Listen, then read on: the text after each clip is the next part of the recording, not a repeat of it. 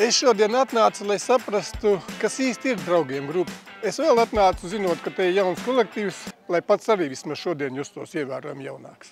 Spilgtākais ir tiešām šī darba vide, kuru mēs jau sākām, teiksim, ar kafijas dzeršanu, un tad Jāņa runa, un tad viss turpinājums, un tas tiešām strādāt šādos apstākļos ir bauda un jānāk uz darbu, lai sajustu baudu, kā es kādreiz mēdzu teikt. Es eju uz darbu ne dēļ naudas, bet dēļ baudas. Un tagad šeit ir tā. Ļoti radoši, ļoti aicinoši. Ir telpas, kur ir tas, kas aicina strādāt, un ir telpas, kas aicina atpūsties, kas arī īstenībā ir ļoti svarīgi darba videi. Un mums bija sapulce, kur mēs runājām par draugu grupas vērtībām, un kas man ļoti patika, ka tiek uz šīm sapulcēm aicināti nevis vienmēr vieni un tie paši cilvēki, bet ka tiek pieaicināti. Šoreiz tu varētu būt tas, kas būtu noderīgs šajā lietā, šajā jautājumā.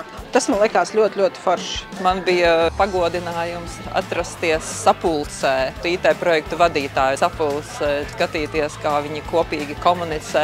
Daži piekrīt vairāk, cits mazāk piekrīt un beigās nonāk pie kopsaucēja. Tas bija iedvesmojoši. Viss vizit paliks atmiņā, viss vizit. Jūs zināt, es esmu bijušais datorspecialists.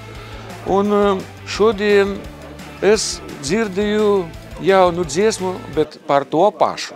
Tie paši datori, tie paši monitori, tādas pašas tastatūras, spēles, bet daudz labāk. Ļoti labi, ka var brīvi justies, brīvi iztenot savas domas.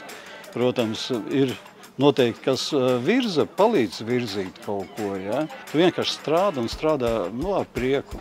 Nepamet tāda sajūta, ka visi ir draudzīgi, ieskaitot pat pusdienas ēd kopā ļoti mīlīgi katrā ziņā. Šīs te vērtības, kas ir draugu grupai, šie eksperimenti, godīgums, ja, un šī te iedvesma, un tas viss, tas ir tik feini, jo es nezinu, vai jūs daudz atradīsiet uzņēmumus, kuriem vērtībās ir eksperiments.